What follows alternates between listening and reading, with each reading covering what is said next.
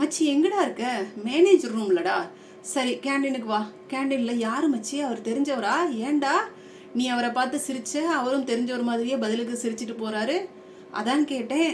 சொல்றேன்டா, வா வா. சரி, உனக்கு தெரிஞ்ச தொற்று நோய்கள் என்னன்னு சொல்லுடா. எனக்கு தெரிஞ்ச சளி காய்ச்சல் தானே, அதிலும் சிக்கன் குன்யா டெங்குலாம் வந்துட்டா ரொம்ப கஷ்டம்டா. கரெக்டா மச்சி? ஆனா மகிழ்ச்சியை கொடுக்கக்கூடிய தொற்று நோய் ஒன்று இருக்கு தெரியுமா? என்னடா சொல்ற? மகிழ்ச்சியை தர தொற்றா? ஆமாண்டா, அது யாருன்னு தெரியாதவங்கள கூட தொற்றி மகிழ்ச்சி விட்டும்டா. அப்படி என்னாதுரா? புன்னகை மச்சி. ஆமாண்டா, நமக்கு பழக்கமானவர்கள்னு இல்லாம சுத்தமா யாருன்னே தெரியாதவங்கள கூட தொத்திக்கிற ஆற்றல் உள்ளதுடா புன்னகை. இதை அனுபவபூர்வமாக நமக்கு நடக்கிறத கவனிச்சிருப்போம்டா. இது வெறுமனை கற்பனை கதையெல்லாம் இல்லடா. எல்லா டாக்டரும் இதைத்தாண்டா சொல்றாங்க. இது பிரபலமான பெர்மிங்ஹாம் பல்கலைக்கழக மருத்துவ ஆய்வறிக்கையிலிருந்து தெரிவிக்கப்பட்டிருக்குடா. மகிழ்ச்சியோட இருப்பது நோய் எதிர்ப்பு சக்தியை அதிகரிக்குதான்.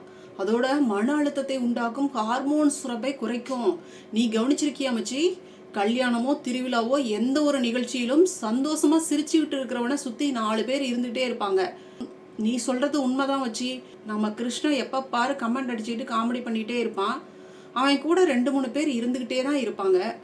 ஆமாண்டா, ஒவ்வொரு மகிழ்ச்சியான நண்பனும் நம்மோட சந்தோஷத்தை 9% உயர்த்துவதாகவும், அதுபோல ஒவ்வொரு அழுமூஞ்சி நண்பனும் நம்மளுடைய சந்தோஷத்தை 7% குறைப்பதாகவும் சொல்றாங்கடா. அதனால எப்பவும் நம்மள மகிழ்ச்சியான மனநிலையில் இருக்கவும், நம்மளை சுத்தி இருக்கிறவங்களையும் மகிழ்ச்சியோட வச்சிருக்கவும் பழகிக்கொண்டா வச்சு.